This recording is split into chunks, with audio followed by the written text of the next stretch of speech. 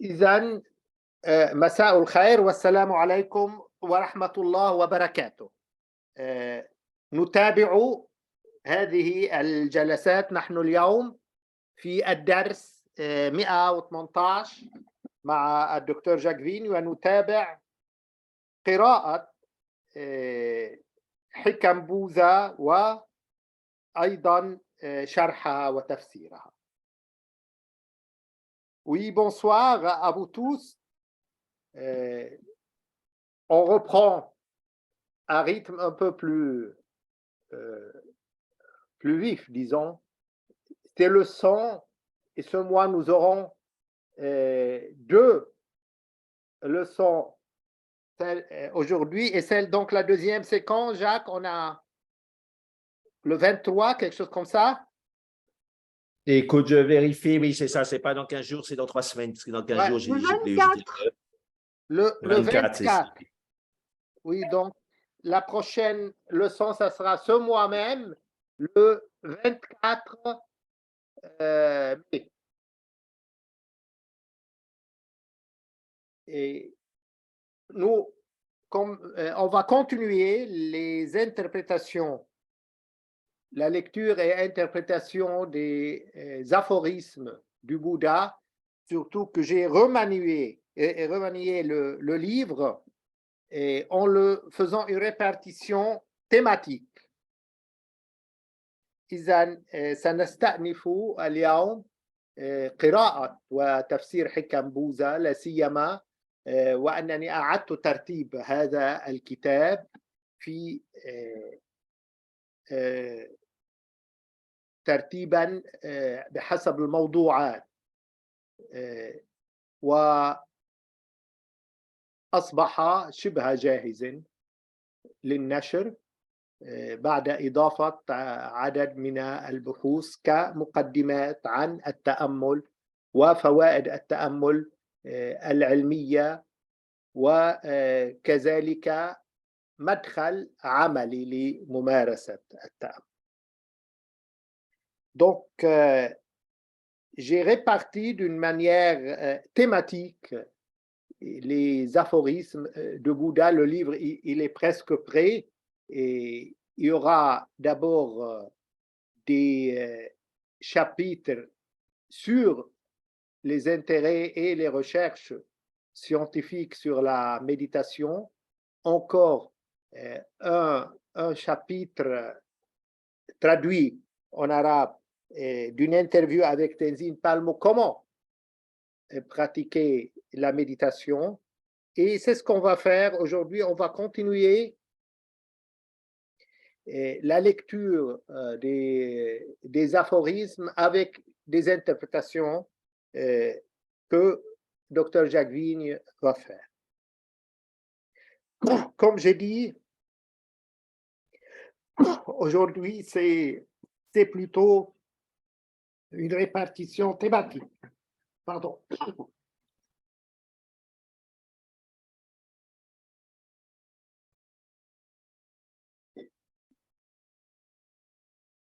Oui, donc نبدأ بحسب هذا التنظيم الجديد، الترتيب الموضوعي.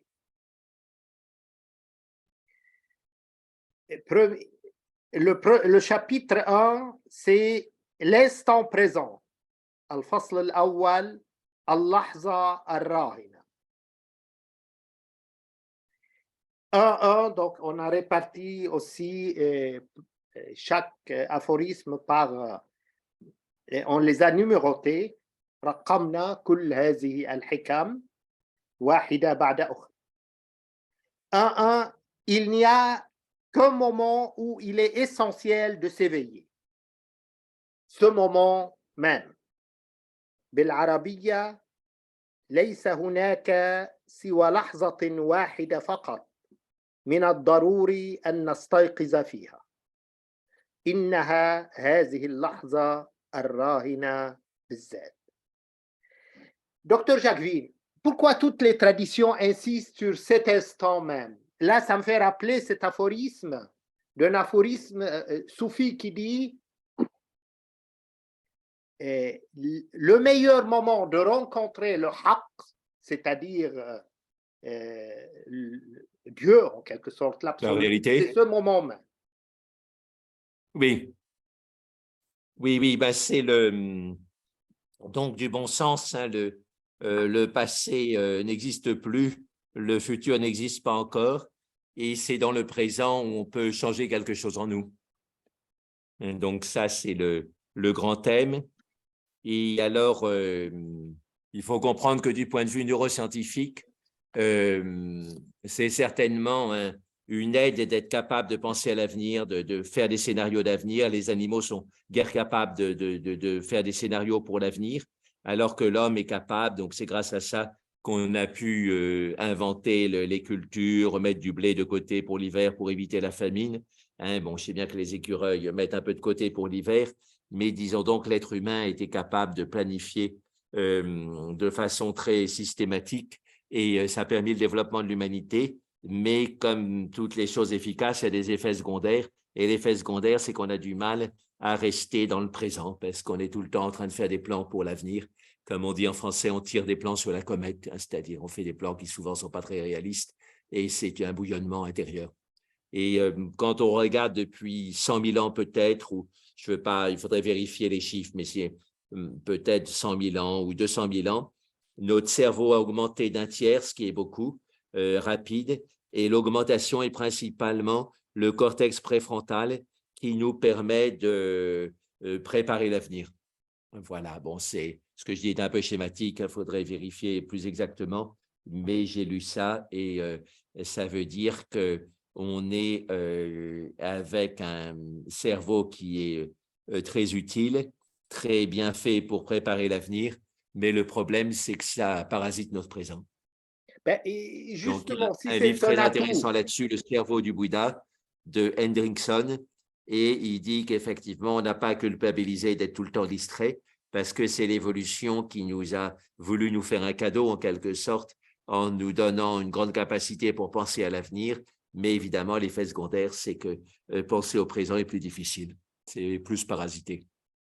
ben, et donc, c'est l'évolution elle-même qui nous fait égarer et qui nous fait égarer nos Ben, pensées. ça nous égare au point de vue spirituel, mais au point de vue matériel, c'est quand même bien avantageux, comme je l'ai expliqué. C'est grâce à ça qu'on peut préparer l'hiver, faire des stocks, etc., faire des plans pour ne pas être en famine quand il n'y a plus les cultures, etc. Donc, ça a beaucoup d'avantages, mais au point de vue psychospirituel, l'inconvénient, c'est qu'on a plus de mal à être dans le présent. Ben, justement, on vit entre passé et futur en perdant le présent. Et, Oui, et le Bouddha a une très belle, un très beau sutra là-dessus, que cite en particulier Thich Nhat Hanh, et c'est très simple. Donc, il y avait un moine, un disciple du Bouddha, qui était devenu misanthrope. Il voulait plus voir personne, il voulait faire que la méditation. Et alors, ses amis moines lui ont dit, écoute, il y a quelque chose que tu n'as pas compris sur qu'est-ce que c'est que la vraie vie spirituelle, et va demander au Bouddha. Et alors, il va voir le Bouddha lui dit, effectivement, il y a quelque chose que tu n'as pas compris. Et donc, sur la vraie solitude. Hein, la vraie solitude, c'est d'être à l'abri de deux foules, la foule des souvenirs du passé et la foule des soucis pour le futur. Et une fois que tu seras à l'abri de ces deux foules, tu seras dans la vraie solitude et ce n'est pas en refusant de voir les gens que tu seras dans la vraie solitude. Donc, ça s'appelle le Sutra de la vraie solitude et c'est fondamental, voilà, sur cette notion de donc, présent. et pratiquement et précisément, qu'est-ce qu'il a voulu lui enseigner?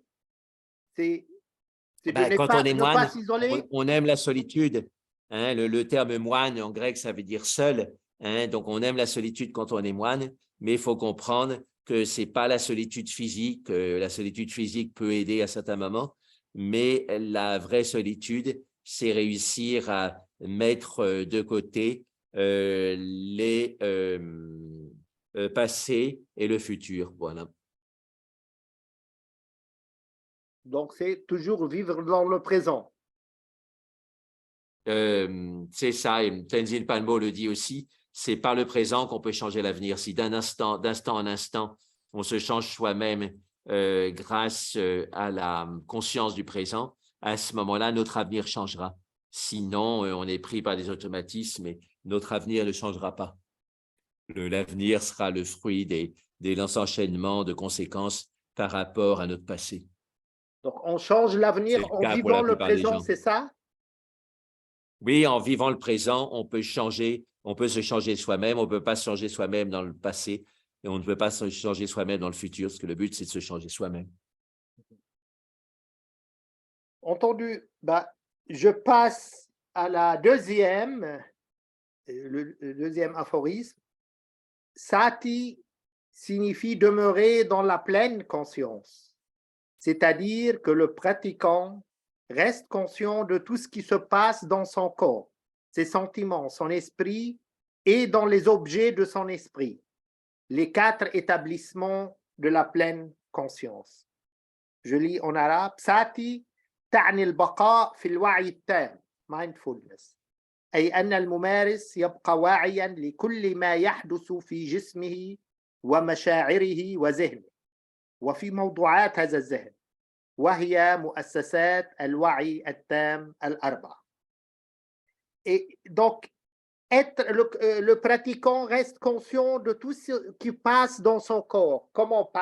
Par l'observation des sensations du corps? Oui, tout à fait. Déjà de la respiration, et puis ensuite, il élargit sa conscience en tache d'huile à tout le corps.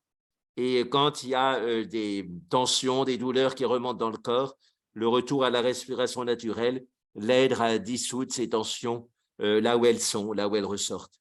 Hein, donc, c'est ce qu'on appelle, dans la tradition tibétaine en particulier, la libération spontanée. C'est-à-dire, on est dans un état tellement bien grâce à la respiration spontanée que les nœuds qui remontent dans le corps peuvent se défaire spontanément. Se défaire spontanément, c'est-à-dire comment? C'est dû à quoi cette… C'est quand on prend conscience d'une tension, elle est déjà à moitié détendue. Et puis, si on insiste un peu, on peut la détendre complètement. Ça se passe comme ça. Et ça doit être fait à l'instant présent et être bien conscient d'où est la tension, comment elle est. Et donc, on détend de la tension aussi là où elle est. Hein, donc, c'est un travail de précision dans le maintenant, mais aussi dans l'ici. L'ici, c'est-à-dire l'ici corporel. Il faut vraiment bien identifier où est le problème dans le corps pour pouvoir le détendre à 100%. Et tu veux dire par là que chaque tension a un emplacement dans le corps? Oui. C'est-à-dire la peur ou la colère, il faut la localiser au niveau du corps, c'est ça? C'est des racines. Hein, donc, il y a un tronc qui paraît unique, c'est-à-dire la peur ou la colère, mais après, les racines sont séparées dans le corps. Il y a il y a les grosses racines, les petites racines. Les grosses racines pour la colère, c'est la tension du dos. Hein, on est cambré par la colère, on veut frapper, etc. Donc, le dos est cambré vers l'arrière. Ça, c'est la grosse racine. Mais après, il y a des racines plus petites. Hein. On peut avoir les fesses serrées, on peut avoir les plantes de pied recroquevillées, on peut avoir une élévation de la pointe du nez parce que la colère, ça donne ça. Voilà, hein, il y a des petites racines et des grosses racines. Et donc, grâce à l'attention tournée vers le corps, on apprend à repérer tout ça. Et on les repère, les repérant, et on se détend, on les détend, c'est tout? Alors, principalement ça. Hein, quand on détend complètement une tension, elle débouche vers le vide. Et ça, c'est très intéressant. Hein, parce que quand on est relié au vide, à l'espace, à ce moment-là, tout est relativisé. Hein, c'est une question de recadrage. Quand on est avec un vaste espace, nos petits problèmes paraissent encore plus petits. Swami Nirgudananda, il insistait là-dessus à un moment. Il était ermite en face de la grande chaîne de l'Himalaya, 400 km d'Himalaya, plusieurs massifs de neige éternelle. Et il disait l'avantage, c'est que quand on est en face de ce paysage, notre ego paraît vraiment petit. Et des fois, il y a des gens qui ont des expériences spirituelles aussi en contemplant l'univers, en regardant aussi les dimensions de l'univers, en pensant comme on est petit dans l'univers. eh bien, ça réduit notre ego. Si on médite là-dessus, ça réduit notre ego parce qu'on est en face de quelque chose de beaucoup plus grand que nous.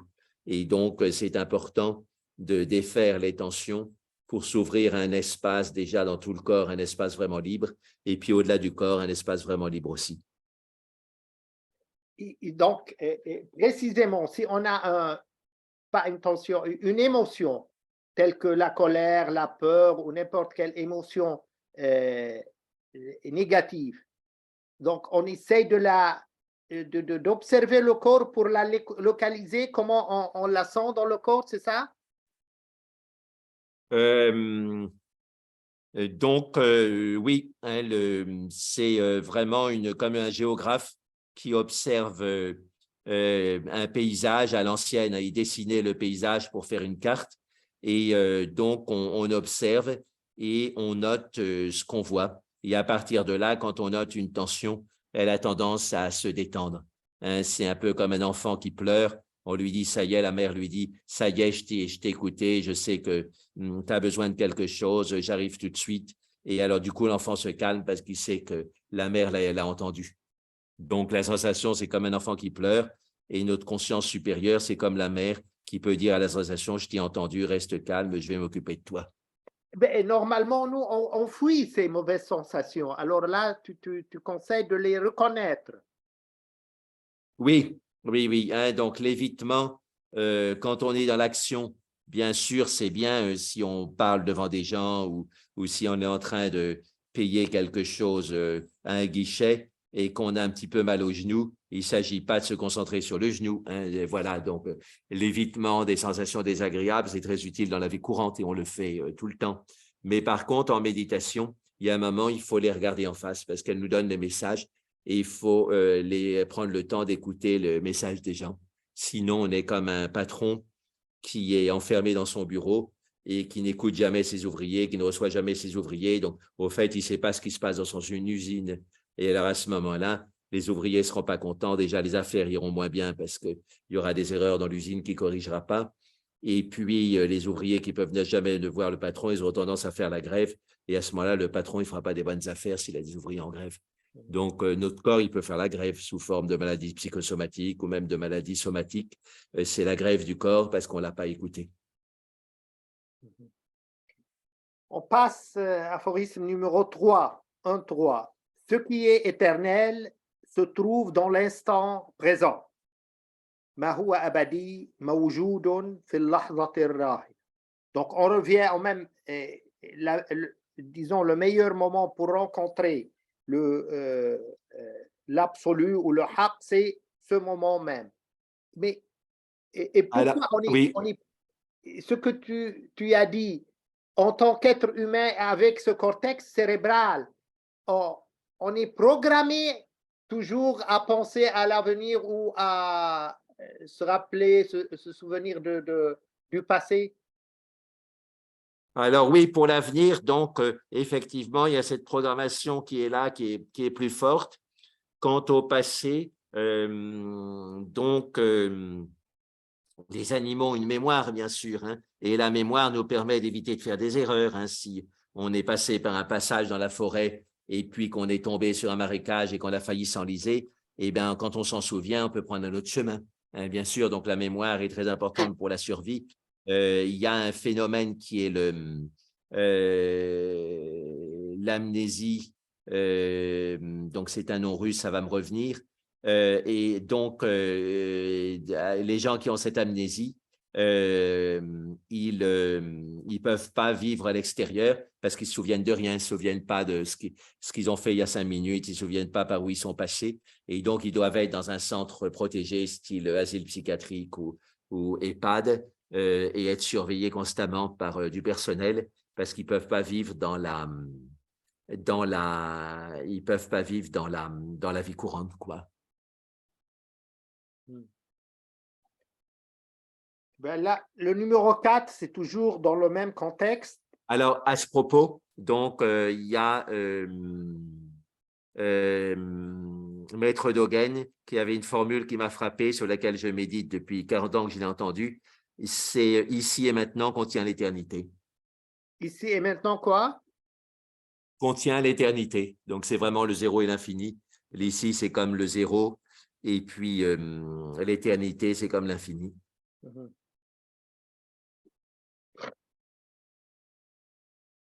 Et donc, il y a des physiciens, bon, je ne veux pas parler de ce que je ne connais pas bien, mais il y a Alain Guillemant qui remet en question, avec des arguments très physiques, la question du temps. Hein, j'en ai parlé avec d'autres physiciens et ils disent que voilà, c'est tout à fait possible ce qu'il dit. Hein. Bon, ce n'est pas prouvé, mais du point de vue physique, ça fait sens. Et donc, Guillemant, G-U-I-2-L-E-M-E-N-T, on trouve pas mal de choses sur l'Internet. Bon, on n'a pas le temps de tout regarder, mais il remet en question, donc il dit qu'un événement futur peut influencer notre présent, etc. Donc, c'est intéressant. Hein, c'est intéressant cette relativation du temps. Et comment un événement futur peut influencer notre présent? Ben ça, c'est des questions de physique. Hein. La flèche du temps n'est pas un absolu pour la physique. Je crois que c'est plutôt quantique. Enfin, en tous les cas, la physique très moderne. La notion du temps n'est pas un absolu. De passé et d'après, ça peut être vu différemment. Et ça pourrait expliquer peut-être des prémonitions de sages, hein, où ils prédisent des choses très précises dans l'avenir que personne ne pouvait savoir et leurs prédictions s'avéraient exactes. Donc, est-ce qu'ils peuvent faire un voyage dans le futur et revenir dans le présent? Quand on regarde les témoignages à leur propos, ça semble être ça.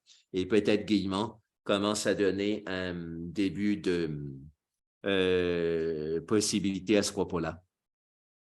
Et c'est pas un petit peu comme le voyageur de Langevin qui va à la vitesse de la lumière, donc la notion du temps Oui, il peut revenir ensuite, soit dans le passé, soit enfin dans le futur, je ne sais plus. Et c'est plus précis que ça, quoi, voilà, parce que les choses ont évolué et les remises en question du temps maintenant sont plus fortes avec la physique. Et c'est la cause essentielle, la raison pour laquelle on sait qu'est-ce qui va se passer dans l'avenir. Ben, des fois, ça peut être juste des intuitions. Et voilà, et puis il y a je pense que la prédiction de l'avenir chez les sages, ça peut être dû aussi à leur grande objectivité. Ils voient la situation présente beaucoup plus objectivement que les autres le voient. Et à ce moment-là, ils peuvent dire des choses sur le futur qui sont basées sur l'objectivité, donc qui ont plus de chances de se réaliser que des devinettes faites au hasard. C'est ça l'idée. Hein, si on est vraiment, on voit tous les facteurs objectivement du présent, et bien normalement, raisonnablement, c'est sans faire partie, sans faire de la magie ou de la divination, on peut dire ce qui va arriver, hein, parce qu'il y a des causes et conséquences. Donc, si on a toutes les causes en main, on peut en déduire la plupart du temps les conséquences. Si on voit que quelqu'un regarde en l'air et va vers une bouche d'égout qui est ouverte, eh ben, on peut en déduire que dans 10 secondes, il va tomber dans la bouche d'égout et on aura guère de chance de se tromper. Donc, c'est vraiment ça. Il y a des sages qui voient la réalité des gens de façon beaucoup plus claire que les gens eux-mêmes. Et à ce moment-là, ce qu'ils disent sur l'avenir peut a beaucoup plus de chances d'être vrai. Mais des fois, on a vraiment l'impression que voilà, c'est un don qui est pas plus que cette objectivité du présent, quoi. Ils sont en Donc, contact avec c'est les quoi? C'est événements dû à futurs. une certaine, disons, un certain détachement? Ben, c'est dû à aller au-delà du temps et de l'espace par la conscience, quelque chose comme ça. Il semble qu'il y ait une sorte de niveau, de centre d'information qui soit au-delà du temps et de l'espace. Et si on peut se connecter avec lui, on peut voir précisément des événements futurs. Voilà. Mais bon, j'insiste pas parce que voilà, c'est des choses complexes. Il faudrait que je lise beaucoup plus là-dessus. Mais je sais que ça existe et à partir de Guillemant, qui a ses références à lui, on peut explorer d'autres choses aussi. Il doit avoir ses références donc dans ses livres, etc. Mais bon, on est dans cette intuition fondamentale de Maître Dogen, ici et maintenant, contient l'éternité. Aphorisme numéro 1.4. L'esprit qui crée son propre monde n'est jamais libéré de son ombre. Il regrette le passé, craint l'avenir et se lamente du présent à cause de son ignorance et de ses passions. إذن 1.4 الذهن الذي يخلق عالمه لا يتحرر من ظله فهو يندم على الماضي ويخشى المستقبل ويأسف على الحاضر بسبب جهله وأهوائه. Donc c'est toujours vivre entre le passé et l'avenir. Et c'est quoi? N'est jamais libéré de son ombre. Oui, c'est ça. Donc, on parle en neurosciences de la mémoire projective, c'est-à-dire on projette sur le futur les problèmes qu'on a eus dans le passé et du coup, on se fabrique des peurs et on se fait des films, comme on dit familièrement, à propos de son futur à partir de son passé. Hein? Et donc, c'est pour ça que le passé et le futur, au fait, sont si liés dans les problèmes qu'il a. Et même à propos du présent, on n'est pas dans le présent, mais on commande sur son présent. Hein? Et donc, les commentaires, c'est souvent des plaintes, des lamentations. Et donc, Tenzin Palmo le dit aussi très clairement, c'est pas parce qu'on pense au présent qu'on est dans le présent, parce qu'on peut construire des choses sur son présent en se disant aujourd'hui j'ai mal, aujourd'hui c'est ci, aujourd'hui c'est ça. Et on n'est pas vraiment dans le présent, on est dans ses plaintes à propos du présent et c'est très différent. Donc ça, c'est important à bien comprendre. Mais et tu viens de dire déjà, Jacques, que les animaux sont toujours dans le présent. Donc, ils sont en quelque sorte plus évolués. Ils n'ont pas de Alors, passé. si ils ont une mémoire, hein, les animaux ont une Oui, mémoire, mais ils par n'ont contre, pour pas se au moins projeter un dans le futur. futur, ils sont pris par leur mémoire. Les animaux, ils ont des conditionnements. Le conditionnement animal, c'est de la pure mémoire. Et par contre, pour le futur, ils ont du mal à se projeter dans le futur, effectivement. Et donc, ils ne distinguent pas le passé et le présent, quoi. Voilà. Il y a des choses qui sont du passé. Un être humain dira, ça, c'est le passé. Donc, il ne faut pas que j'agisse comme ça, mais l'animal, il sera dans son conditionnement du passé et il ne verra pas que ce n'est pas adapté au présent. Bon, il faudrait nuancer, mais en gros, c'est ça. Oui, mais en quelque sorte, ils ne sont pas anxieux de ce qui va se De passer l'avenir. de l'avenir. Oui, ça, il semble qu'ils aient moins d'anxiété par rapport à l'avenir et du coup, dans certains moments, ça peut être un avantage, mais à certains moments, ça peut être un inconvénient. Hein, voilà, si on voit le volcan qui fume et qu'on est intelligent, eh ben, on fera ses bagages et on s'en ira parce qu'on se dit, il risque d'exploser.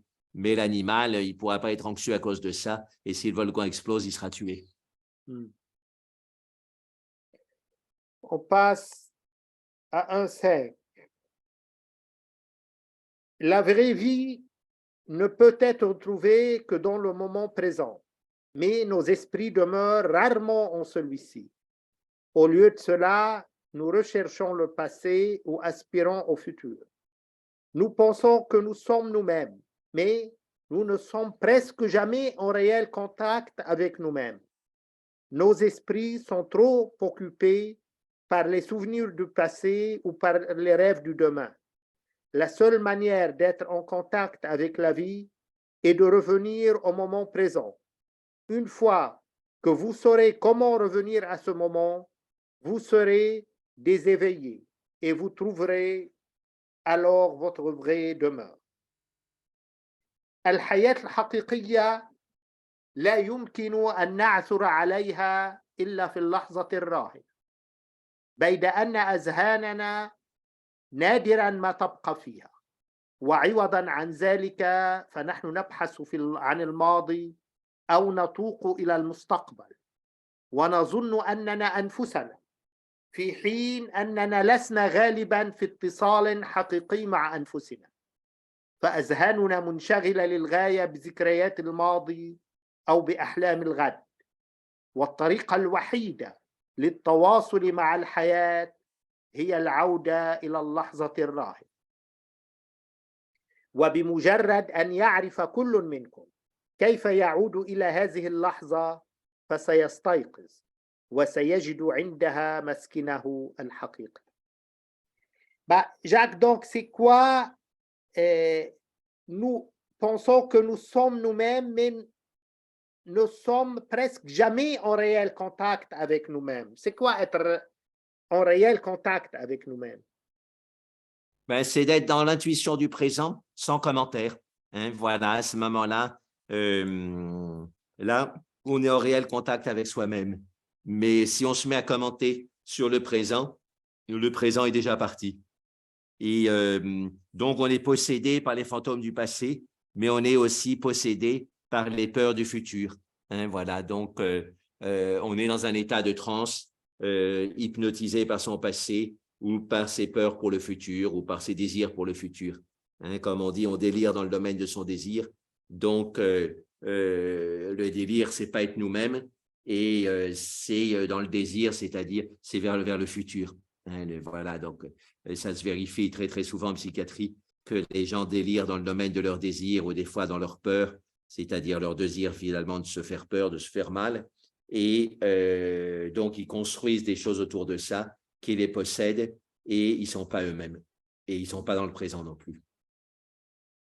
J'ai un bel exemple de ça. Je le raconte de temps en temps parce qu'il est très spectaculaire, l'intérêt du retour au présent du corps. Donc, j'avais un dossier très épais d'une personne qui était psychotique chronique. Ça faisait peut-être 15 ans qu'elle était dans le service. Elle avait vu tous les meilleurs internes, les meilleurs psychiatres et rien n'y avait fait. Elle avait toujours le même délire et c'était un délire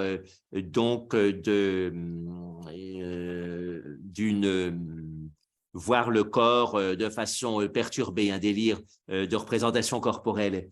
Et alors, elle pensait que le cœur était à droite, que les intestins étaient dans le thorax, que les poumons étaient dans le ventre. Enfin, tout était perturbé à l'intérieur d'elle-même. Et alors, ben, elle avait vu des psychanalystes, des psychothérapeutes, elle avait eu des litres et des litres d'antipsychotiques, mais elle avait toujours le même délire. Et un jour, c'était quand j'étais interne, je m'en occupais. Donc, je me suis dit, je ne vais pas faire grand-chose. Moi, je suis un interne débutant et il y a eu plein de chefs de service qui sont occupés d'elle et ils n'ont rien pu faire. Et alors donc, ben, j'étais gentil avec elle, mais bon, il ne se passait pas grand-chose. Et un jour, elle a attrapé une bonne bronchite. Et alors, ben, quand les personnes ont de la bronchite, ils sont très encombrés. Donc, en plus des antibiotiques, on leur dit d'aller voir le kiné pour faire la kinésithérapie respiratoire. Donc, je l'ai envoyé chez le kiné et ou le médecin généraliste qu'il avait vu pour sa bronchite l'a envoyé chez le kiné. En tous les cas, il y a été. Et le kiné, qu'est-ce qu'il fait? Ben, il dit pousser sur le ventre, remonter, repousser, gonfler les poumons, dégonfler les poumons, allez-y avec le ventre. Des fois, il masse aussi en poussant sur le ventre. Et alors, du coup, ça remuait tout ça. Et au bout de 2 sessions, son délire qui durait depuis 15 ans avait disparu.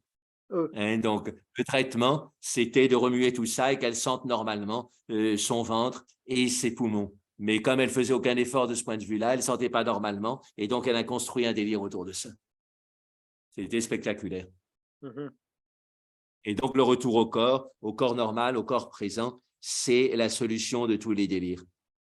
Voilà, c'est aussi la solution de tous les désirs parce que, voilà, quand on sent son corps maintenant, on ne se projette pas si j'avais un gros gâteau demain ou si ma maman me donnait 10 000 € après-demain, qu'est-ce que je ferais? Voilà, hein, donc on n'est pas dans les désirs quand on est dans le présent. Sinon, si on est dans les désirs, ben, c'est nécessairement l'avenir. Enfin bon, on peut argumenter en disant on peut avoir le désir de moins avoir mal au dos ou au genou dans sa méditation. Ça, c'est effectivement un désir autour du présent. Mais dans l'ensemble, les désirs, c'est pour le futur. Okay. On passe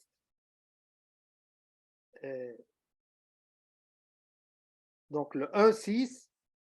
Chaque matin, nous naissons à nouveau. Ce que nous faisons aujourd'hui, voilà ce qui compte. غداة كل صباح نولد من جديد فما نفعله اليوم هو ما يهم. C'est quoi que chaque matin nous naissons à nouveau? C'est quoi cette nouvelle naissance en quelque sorte? Oui, donc ça, c'est très important. Déjà, ça donne de la joie. Hein, il y a des gens qui, dès le matin, quand ils se réveillent, sont accablés en disant j'aurai plein de choses à faire, je n'arriverai pas à les faire, etc. Ils sont écrasés par les tâches à faire. Et donc, voir le matin comme une nouvelle naissance, c'est extrêmement positif et c'est une manière de cultiver la gratitude. hein, et puis de ne pas se prendre la tête justement avec le passé, parce que donc on est dans le présent du matin. Et donc ça, c'est très important. Il y avait un maître du Chan qui avait l'habitude, tous les matins, quand on apportait le pain, de faire le même rituel. C'est-à-dire, il y avait le moine qui arrivait des cuisines avec un grand panier de pain couvert par un voile. Et donc, il l'offrait d'abord au maître, et le maître retirait le voile et prenait un petit pain individuel et il disait qu'est-ce que c'est. Voilà, et tous les matins, il faisait pareil.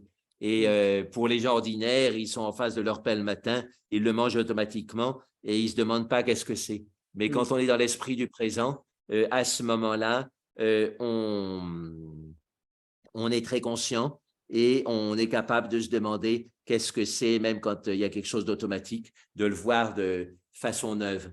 Hein. Et donc, il y avait un des classiques du Zen, un des premiers livres à être publié en français sur le Zen, c'était de Shunryu Suzuki, et Esprit Zen, Esprit neuf. Hein, tu l'as sans doute vu dans les années 90, 80-90, c'était un livre de référence sur le Zen, ça l'est toujours, hein, c'est un bon livre, et publié au Point Seuil, hein, Esprit Zen, Esprit neuf. Donc, voir toute chose comme si elle est nouvelle. Voilà, voilà. Hein, et ce que nous faisons aujourd'hui, voilà ce qui compte. Bon, ben, c'est cette idée hein, pour changer l'avenir, il faut agir dans le présent, c'est la seule solution qu'on ait. Tenzin Palmo aussi, elle insiste là-dessus. Hein, Okay. Le 1-7, l'amour au passé n'est qu'un souvenir. L'amour au futur n'est qu'imagination. C'est seulement ici et maintenant que nous pouvons aimer. الحب في الماضي ليس سوى ذكرى والحب في الآتي مجرد خيال فنحن لا نستطيع أن نحب سوى الآن وهنا فقط. Donc c'est toujours la même chose, que ça soit émotion positive ou négative, et ce moment même où on vit. Oui, alors, l'amour au passé, ben, c'est l'attachement. Hein, et à cause de l'attachement, on s'encombre des souvenirs amoureux du passé. Donc, au point de vue de la psychologie du couple, les hommes, semble-t-il, sont plus poussés à se souvenir de tous les détails de leurs relations sexuelles du passé, alors que les femmes ont tendance à plus oublier. Hein, voilà, donc il y a une différence entre les sexes. C'est peut-être parce que le désir masculin est très fort quand il arrive et du coup, ça marque la conscience et ensuite, ça a plus tendance à revenir. Il y a ça. Et puis, pour le futur, ben, on retrouve cet axiome de base de la psychologie au point de vue amoureux, c'est-à-dire on délire dans le domaine de son désir. Hein, voilà, on projette dans le futur des tas d'aventures amoureuses qui probablement n'arriveront pas ou qui, si elles arrivent, arriveront assez différemment de ce qu'on prévoit. Voilà, et c'est notre désir qui nous pousse à construire des choses pour l'avenir et des fois à être complètement en dehors de la réalité et à délirer. On délire dans le domaine de son désir. Oui, mais cette différence entre hommes et femmes veut dire qu'une femme ou les femmes sont plus réalistes dans leur amour ou plus... Peut-être un peu ça, hein, peut-être un peu ça, ou que à cause de l'intensité de son désir, la violence de son désir, les mémoires de relations sexuelles s'impriment plus profondément et plus profondément, précisément chez l'homme. Et c'est peut-être une action directe de la testostérone sur le cerveau. Hein, j'ai eu un témoignage tout récent, c'était hier même, une amie médecin. Elle a eu quelqu'un de proche d'elle qui a eu un traitement de testostérone pour la fertilité. Et il était très doux comme personne. Et du jour au lendemain, il est devenu très colérique, etc. Et à cause de la testostérone, quoi. On a vu qu'il avait une faiblesse en testostérone. Donc, pour favoriser sa fertilité, on lui en a mis une bonne dose. Et ça lui a complètement changé le caractère. Donc, certainement, si la testostérone est capable de changer le caractère, elle est capable de changer les capacités de mémoire et semble-t-il donc dans les cas de la mémoire sexuelle de l'intensifier. Et donc, ce rôle de testostérone, uniquement chez les hommes, non? Ou bien les femmes ont une dose de testostérone? Ben, les femmes ont d'autres hormones, hein, les oestrogènes. Elles ont aussi de la testostérone, mais en plus faible dose. Et elles ont les oestrogènes et la progestérone principalement, qui agissent énormément sur le psychisme. Hein, j'ai un beau-frère qui est professeur de gastroentérologie à Lyon, donc il connaît très bien toutes les hormones. Et avec ma sœur, ils ont eu 4 enfants.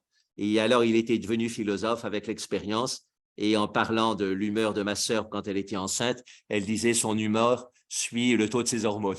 Voilà, donc c'était imprévisible, mais il s'y était fait parce que, en tant que scientifique, il savait que les hormones sont très variables pendant la grossesse et que ça agit sur l'humeur de la femme enceinte et quelque part, il ne faut pas la rendre responsable parce que, bon, elle est un peu responsable quand même, mais pas tant que ça parce que ces hormones, c'est des modificateurs de l'humeur très puissants. Et pareil pour l'homme, si on lui injecte la testostérone, son caractère changera complètement. Oui, mais dans ce cas, jusqu'où se joue notre propre liberté et notre propre choix si on est... Ben, il y en a moins que ce qu'on pense. Il y en a toujours, hein, mais il y en a moins que ce qu'on pense. Qu'est-ce que tu veux dire par là? Moins que ce qu'on pense. Ben, voilà, hein, il y a la question des violeurs en série. On leur propose maintenant un traitement anti-testostérone et ils disent ben c'est bien parce que on pense plus au sexe tout le temps, à violer tout le temps. On est tranquille, quoi. Et la plupart sont contents de ce traitement anti-testostérone. Voilà, hein, c'est un exemple spectaculaire de l'action des hormones.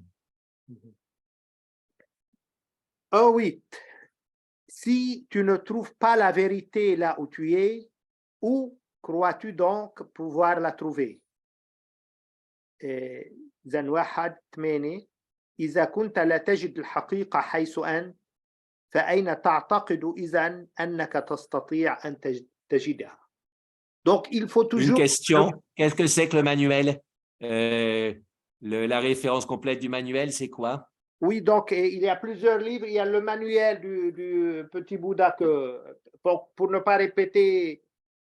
Donc là, je vais mettre à la fin les, disons... Référence complète, oui, c'est le livre de la table ronde, traduit Ouais, par Confield, enfin, vous ouais. rassemblez par Confield. Oui, ça c'est celui-là. le manuel, mais il y en a d'autres. Hein. Donc ça Oui, dépend. d'accord. Pour ne Et pas Siddhartha, répéter c'est le livre de...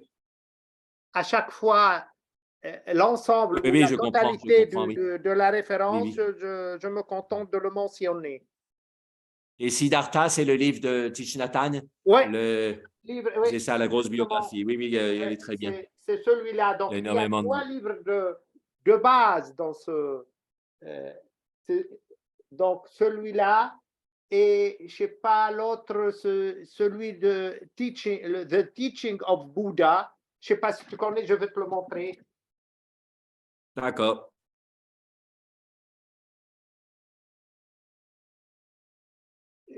C'est celui-là, un excellent livre sur le bouddhisme en Japon. Je ne sais pas si tu connais. Tu connais ce C'est livre? l'auteur... Donc, l'auteur, c'est une organisation. Attends, je vais te le montrer. L'enseignement du Bouddha. Et c'est traduit du japonais, alors? Oui, c'est traduit du japonais en anglais et il y a une version française. D'accord, d'accord, oui, oui. C'est Et l'enseignement du Bouddha. l'organisation, c'est Sokyo Gakkai ou c'est quelle organisation? L'organisation Buddhist Promoting Foundation. Bukkyo Dendo Kyokai. Elle est connue comme fondation qui prêche ou bien pour la diffusion du bouddhisme. Et ce livre Oui, même, tu Kyokai, le ça me trouves dit quelque comme la chose, mais bon, Bible au Japon. C'est-à-dire, tu vas dans un hôtel, tu trouves une copie et que tu peux prendre gratuitement. D'accord, oui, oui, c'est ce genre-là, oui, c'est ça. Oui, oui. Exactement. Tu connais les Bibles que tu trouves dans les... Oui, oui. Et il donne les références des sutras du Bouddha dans le livre ou pas? Et plutôt, et à la fin, bien sûr, à la fin, il y a l'ensemble des références, mais ils sont tous D'accord, d'accord. issus Bon, ben, ça va s'il donne des références. Oui. de l'enseignement traditionnel de Bouddha. Oui, à partir du C'est un canon Pali. excellent travail de 500 pages. Donc, Oui, il oui. n'y a que les dits de Bouddha. D'accord, oui, oui, oui. Donc, et là, si tu ne trouves pas la vérité là où tu es, où crois-tu donc pouvoir la trouver? Et qu'est-ce que ça enseigne que de rester et de ne pas bouger en quelque sorte, là où tu es, c'est le meilleur endroit? Oui, c'est ça. Hein, euh, dans le domaine religieux, on a souvent tendance à partir dans des espoirs de paradis. Hein, et donc, ça peut être une fuite du moment présent, hein, ces espoirs du paradis. Et donc, il y a des gens qui réfléchissent beaucoup aussi un au-delà qui est censé être une consolation de l'ici-bas, mais qui au fait est une fuite, voire un délire. Voilà, donc je pense que le Bouddha a vu ce risque-là et il a insisté pour que les gens reviennent au présent parce que c'est là qu'ils peuvent agir pour se transformer eux-mêmes et qu'ils peuvent agir pour les autres aussi. S'ils sont Mais, perdus dans la peur de l'enfer ou l'espoir du paradis, ils sont moins présents et ils sont moins utiles spirituellement à eux-mêmes ou aux autres. C'est ça l'idée de base. là, Jacques, on touche une réalité très fréquente. Les gens, très souvent, ils pensent qu'en voyageant, on échappe à notre mauvaise, disons, notre mauvais présent, notre mauvaise condition de vie, etc. Jusqu'à quel point c'est vrai que le voyage, Ben, j'avais un professeur de psychiatrie à Saint-Antoine, hein, où je faisais mes études de psychiatrie. Donc, il était très gentil. Hein, il avait une grande expérience des patients.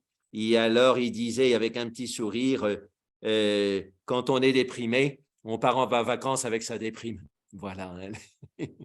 Donc, le voyage n'est pas la solution aux troubles psy, surtout s'ils sont un peu sérieux, quoi. Mais bon, si c'est juste un peu de tension ou de fatigue avec le travail, oui, les vacances font du bien, aucun doute. Mais si le trouble est plus grave, on l'emmène avec nous partout. et, et donc, et le voyage n'a pas d'impact sur notre dépression ou notre état de...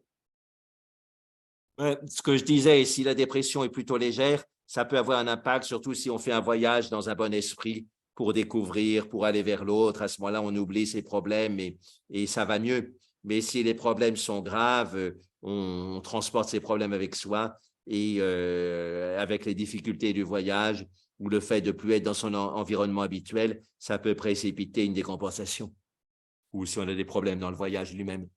Hmm. Ce que j'ai vu en Inde, dans le milieu des touristes, c'est qu'ils avaient un petit peu d'aspiration spirituelle et beaucoup d'aspiration amoureuse. Et donc, souvent, ils se mettaient en couple à la va-vite en se rencontrant dans les hôtels. Et évidemment, au bout de quelques semaines, un des deux du couple vite formé devait rentrer chez lui, chez papa-maman, et laisser tomber l'autre. Et l'autre, il se retrouvait tout seul avec ses grands espoirs ruinés. Et c'est là qu'il pouvait y avoir une décompensation psychiatrique, c'est des fragiles, ou une dépression. Voilà, hein, donc il y a une pseudo-facilité dans le voyage. Et puis quand on retombe à la réalité, ben, ça peut être dur. Oui, il y a beaucoup d'attentes d'ailleurs du voyage. On pense toujours qu'en voyageant, on fuit notre mauvaise situation.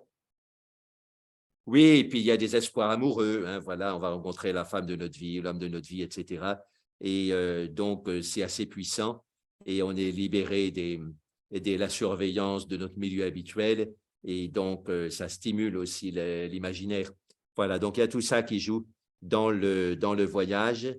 Et donc, là, je suis assis sur un coussin dont le nom de la compagnie qui fait ce coussin est joli pour une compagnie qui fait des coussins de méditation. Ça s'appelle le voyage immobile. Mm. Mm. Voilà, donc on peut aussi, par la méditation, partir en voyage mais c'est un voyage qui nous ramène au centre. Mais dans ce voyage, on voit beaucoup de choses très belles, beaucoup de choses très laides aussi, comme dans un vrai voyage. On voit les deux. Ok. Le 1-9, l'ennui, c'est que vous pensez que vous avez le temps. الملل هو أن تعتقد أنه لديك الوقت. Donc, il faut toujours se précipiter, faire les choses, pas, je ne dis pas vite, mais dès l'instant, ne pas laisser des choses à faire. Donc, c'est... Oui, oui, oui. Hein, il y avait le bras droit de Mananda Mayi qui disait un proverbe, je pense qu'il existe un peu dans toutes les langues, mais c'était quelqu'un de très efficace. Hein, il a dirigé pendant 20 ans la Sangha de Ma, et on peut dire bien. C'était Samiswaropananda. Et il disait, ce que tu peux faire demain, fais-le aujourd'hui, et ce que tu peux faire aujourd'hui, fais-le maintenant. Voilà, donc déjà au niveau efficacité, avoir cette conscience de ne pas fuir. Hein. On fuit en général les choses désagréables. Et bien sûr, il y a un certain nombre d'actions qui nous fatiguent ou qui ne nous plaisent pas, mais qu'il faut faire quand même. Et donc, les faire maintenant, ça peut être une bonne discipline. Bon, je dis ça, mais moi, je suis spécialiste pour faire mes déclarations trimestrielles d'impôts en tant qu'auto-entrepreneur le dernier jour, voire à la dernière minute. Bon, voilà, mais en dehors de ça, j'essaie de faire pas mal de choses qui sont importantes, de les faire rapidement. Hein, et c'est peut-être justement parce que je trouve que j'ai beaucoup de choses importantes dans ma relation avec les gens à répondre rapidement que je repousse la déclaration des impôts au dernier jour parce que voilà, pour les impôts, ils s'en fichent de toute façon. Ils géreront ça après.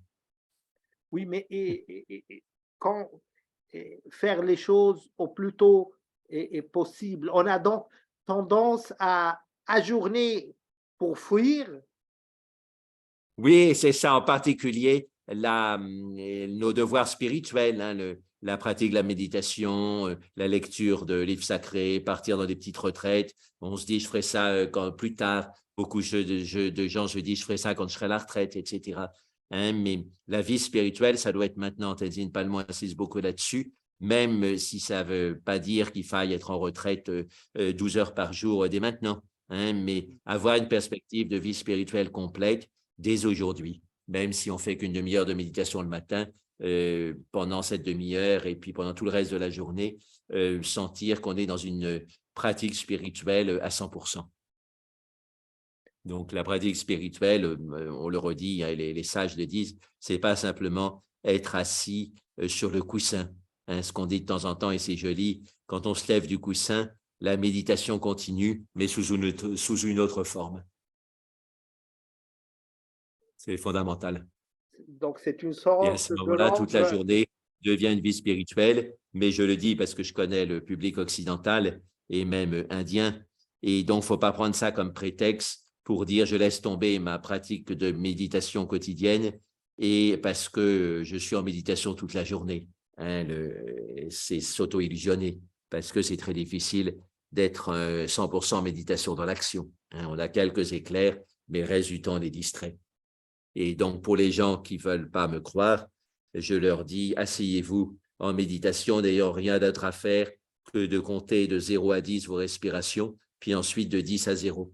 Et on voit que même là, pour cet exercice hyper simple, au bout de 3 respirations, on est parti ailleurs. Et des fois, on est parti pendant 5 ou 10 minutes avant de se souvenir qu'on devait revenir à ce comptage. Donc, si on n'est pas capable de compter de 1 à 10 et de 10 à 1, alors qu'on a tout le temps et normalement toute la conscience pour le faire, comment est-ce qu'on pourrait être 100% conscient quand on a 10 choses à faire en même temps, qu'il y a le téléphone, qu'il y a la cuisine, qu'il y a Et quelqu'un qui sonne à la justement, porte, ce mental qui est tout le temps en train de sauter ici et là, on finit pas avec. Alors, si c'est tout le rôle de shamatha, hein, la méditation de vocalisation apaisée ou de dharana, dhyana, samadhi en yoga, c'est fait pour calmer le mental. Alors, calmer le mental, il faut bien se comprendre. La plupart du temps, ce n'est pas ne plus avoir de pensée, mais c'est de pouvoir observer les pensées qui passent de façon complètement calme. Donc, l'arrêt du mental, dans ce sens-là, est un arrêt au second degré. Hein, on regarde l'agitation du mental de base avec une conscience supérieure, stable et voire même arrêtée. C'est ça. Donc, il faut bien comprendre.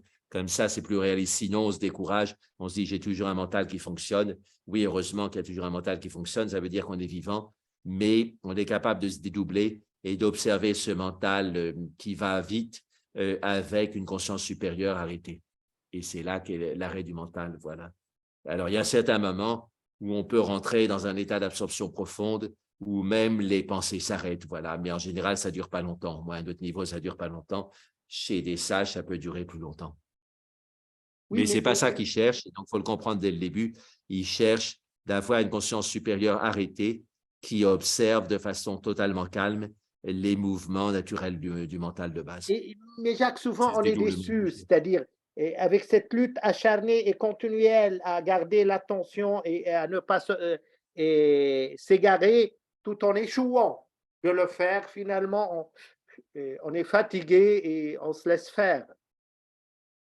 Oui, alors, donc, il faut avoir le sens de l'humour et quelque chose qui m'aide beaucoup, c'est cette idée que notre conscience supérieure est comme une mère et que notre mental habituel est comme l'enfant.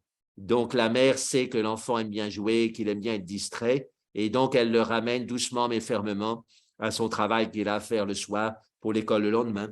Voilà, donc avoir cette attitude de la mère, ça évite, sinon on a l'attitude du père fouettard, comme disent les psychanalystes, du surmoi sadique, et on torture l'enfant qui ne veut pas être discipliné.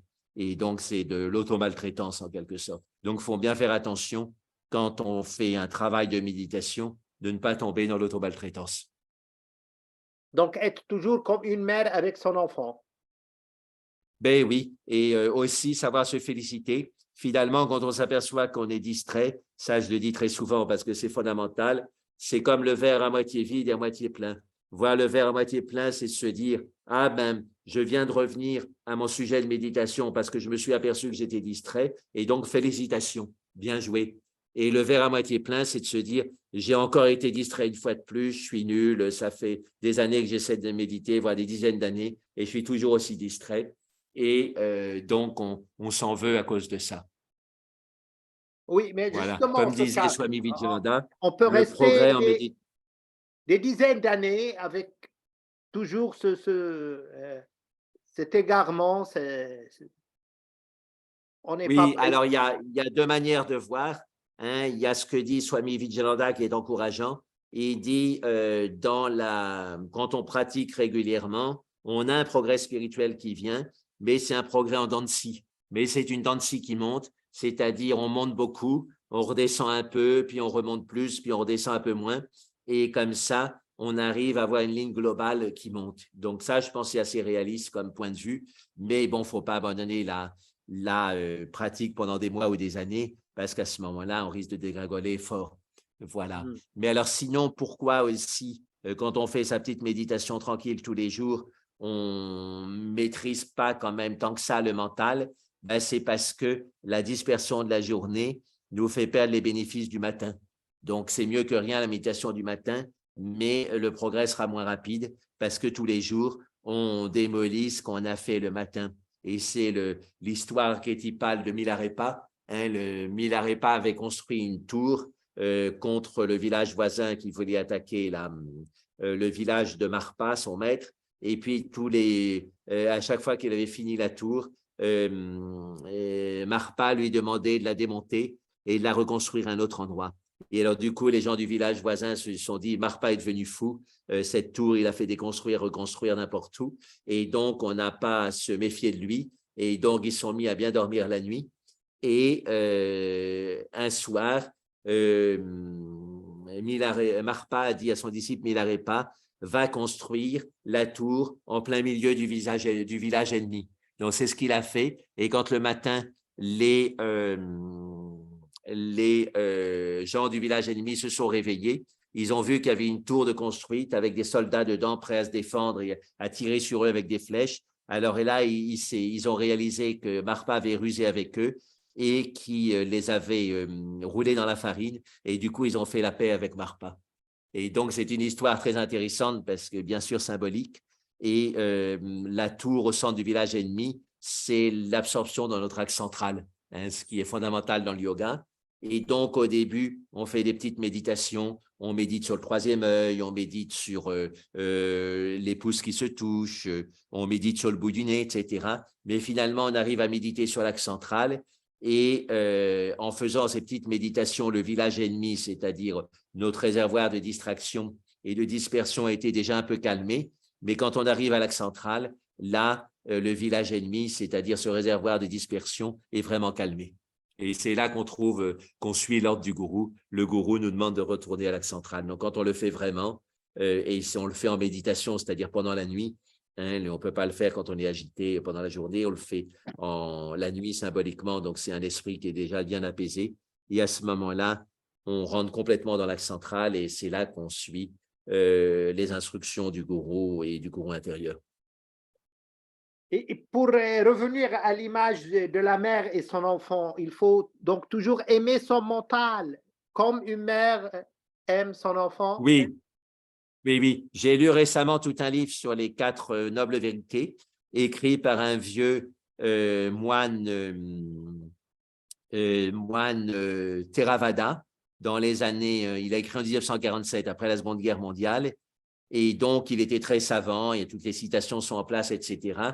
Mais il a quand même tendance à dire l'ego, c'est notre ennemi, il faut lui tordre le cou, etc. Et du coup, il est en guerre contre son ego, et ça, c'est une limitation, hein, c'est pas habile. Et malgré ça, le fait qu'il connaisse les textes bouddhistes très bien et le montre dans son livre, on sent qu'il y a encore une violence envers lui-même, que voilà, il y a encore un problème, il manque de douceur vis-à-vis de lui-même, et c'est un gros obstacle dans sa pratique. Et le 1-10, Jacques, si tu prends soin de Oui, chaque instant, tu prendras soin du temps en tout temps. إذا اعتنيت بكل لحظة فسوف تعنى بالوقت في كل الأوقات. Donc, c'est quoi prendre soin de chaque instant? oui. Alors, c'est dans l'intuition pure du moment présent, parce que dès qu'on commence à commenter, le moment présent a déjà filé. Et donc, Tenzin Palmo, elle dit de façon humoristique, c'est comme faire tac, tac, tac, tac, tac, tac le plus vite possible. Hein, donc, vraiment d'instant en instant, un peu comme un réveil avec qui aurait un son très rapide, tac, tac, tac, tac, tac, tac.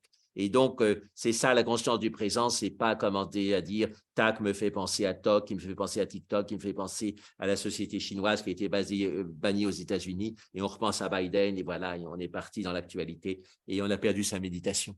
Voilà, hein, donc il faut être vraiment dans le tac, tac, tac, tac, tac. Donc, ça peut être un bon mantra pour le présent.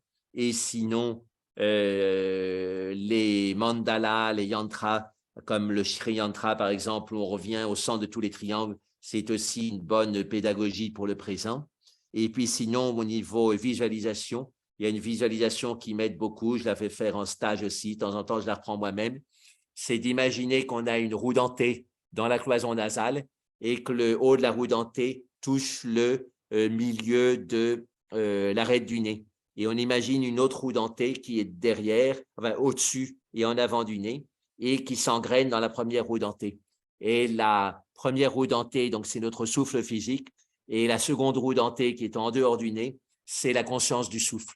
Et donc, on sent que la conscience de notre souffle suit le souffle d'instant en instant, comme les crans des roues dentées s'engrainent d'instant en instant, comme dans une horloge ou une montre. Voilà, donc ça aussi, c'est une bonne manière d'être dans le présent. Et aussi, ce qui aide beaucoup pour être présent au souffle, c'est d'avoir un point de référence fixe. Hein, donc, c'est la dent de foudre, on peut dire, et c'est souvent le milieu de la petite bande de peau entre les deux cloisons nasales, ou dans le mouvement de Goenka, il donne le milieu de la petite rigole au-dessus de la lèvre supérieure, sur l'axe médian. Et donc, quand on a un point de référence fixe, c'est plus facile d'être conscient des différences, des évolutions de la respiration d'instant en instant, et puis ensuite de l'évolution du mental. Donc, c'est tout aussi les méditations de focalisation. On part d'un point fixe et à ce moment-là, on est plus conscient de ce qui bouge. Alors que si on n'a pas de point fixe, on est emporté par le mental comme une barque par le fleuve et on perd ses références et on comprend plus très bien ce qui bouge et ce qui bouge pas, puisqu'on bouge avec le fleuve. Jacques, dernier aphorisme pour aujourd'hui, et c'est le dernier de ce chapitre d'ailleurs sur l'instant présent, le 1.11.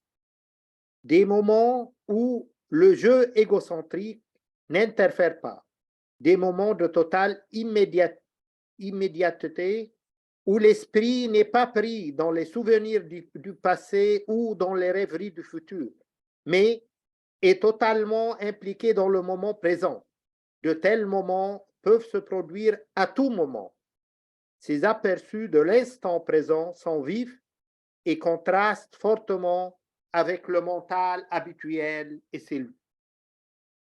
En arabe, سمت لحظات لا تتدخل فيها الأنا المهمة ذاتيا. لحظات فورية تماما لا يكون الذهن فيها منشغلا بذكريات الماضي ولا بأحلام اليقظة بشأن المستقبل، ولكنه منخرط تماما في اللحظة الراهنة. مثل هذه اللحظات يمكن أن تحدث في أي وقت.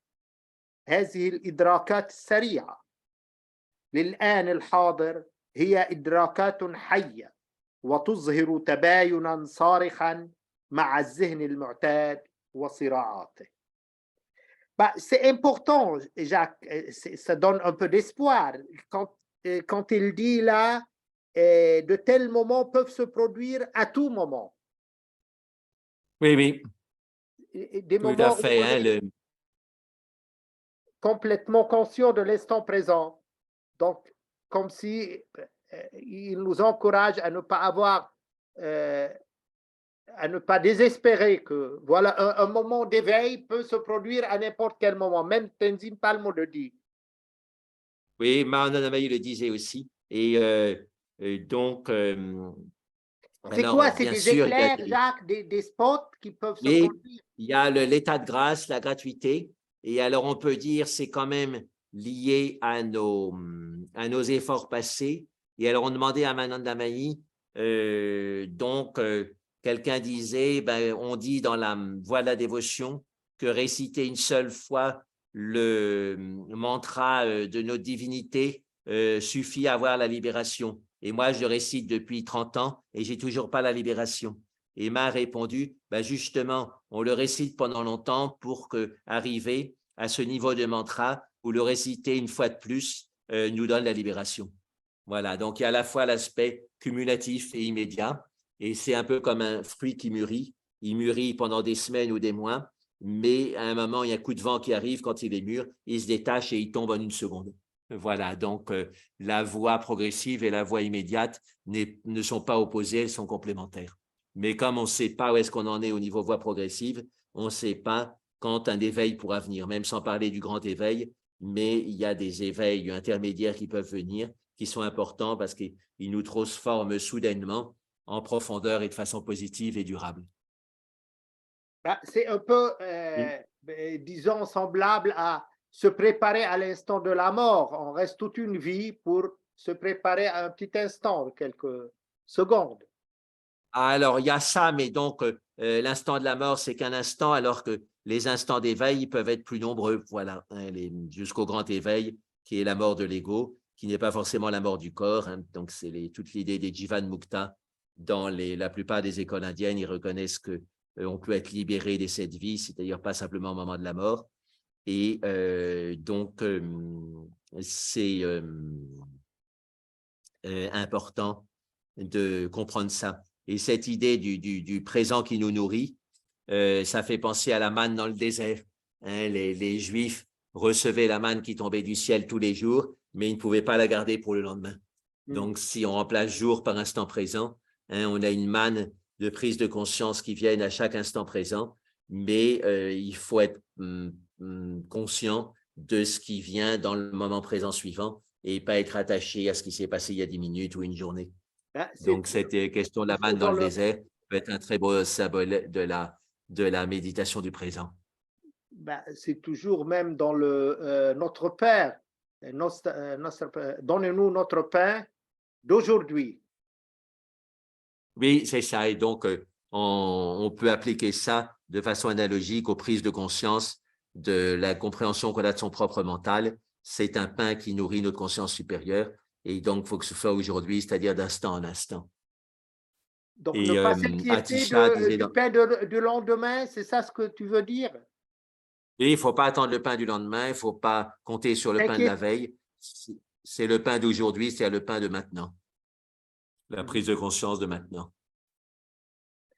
Bah, on a bien Et travaillé aujourd'hui. Là, on a terminé ce pour chapitre 1. conclure, Pour conclure sur ce chapitre 1, il y a une formule d'Atisha qui a fait 21 versets sur le suprême. Donc, Tenzin Palmo a fait 2 jours et demi de séminaire là-dessus. C'était au centre Tushita de l'Amazopa qui est décédé il y a juste 15 jours. Et donc, on était dans ce séminaire. Elle a fait quelque chose de très intéressant que j'ai pris en note et qui est paru dans le livre commentaire sur la méditation. Hein, donc, c'est une partie de ce livre. Et alors, dans ces 21 versets sur le suprême, donc ils commencent tous par le mot suprême, Atisha dit, suprême est l'instruction secrète sur lequel il faut sans cesse observer son propre esprit. Donc, sans cesse, ça veut dire d'instant en instant, d'instant présent en instant présent, et observer son propre esprit. Et donc, c'est un peu de l'humour de la manière, enfin, d'Atisha, c'est ce qu'explique aussi Tenzin Palmo dans son commentaire. À l'époque du Moyen-Âge, les Tibétains de base croyaient beaucoup dans la magie et donc attendaient que le gourou tantrique leur donne des méthodes magiques pour voler dans les airs ou transformer le plomb en or, etc. Et Atisha dit, ben non, l'instruction secrète suprême, vous la connaissez déjà, si vous avez entendu, parce que tout le monde la connaît, c'est cette instruction selon laquelle il faut observer sans cesse son propre esprit. Même un professeur de méditation débutant pourra donner à des débutants en méditation ce conseil, observez sans cesse votre propre esprit, mais Atisha confirme, et quand vous serez au bout du chemin, ce conseil sera toujours aussi valable, parce que c'est le conseil suprême. Donc, Même un c'est être complètement réalité, lié à la donc, doit conscience. observer continuellement son esprit. Oui, oui, oui, oui, oui, c'est la pratique de base et c'est synonyme de la pratique du présent. Entendu, je crois qu'on a bien travaillé aujourd'hui avec et on a pu terminer ce chapitre-là. On va passer à la deuxième épisode, disons, la deuxième partie qui est une méditation. Ça doit être évidemment, Jacques, sur comment vivre l'instant présent, même en méditation guidée. Qu'est-ce que tu en penses? Le thème Oui, de... oui, Yallah, on va voilà. arrêter et reprendre l'enregistrement. إذن الآن Oui, سنبدأ القسم الثاني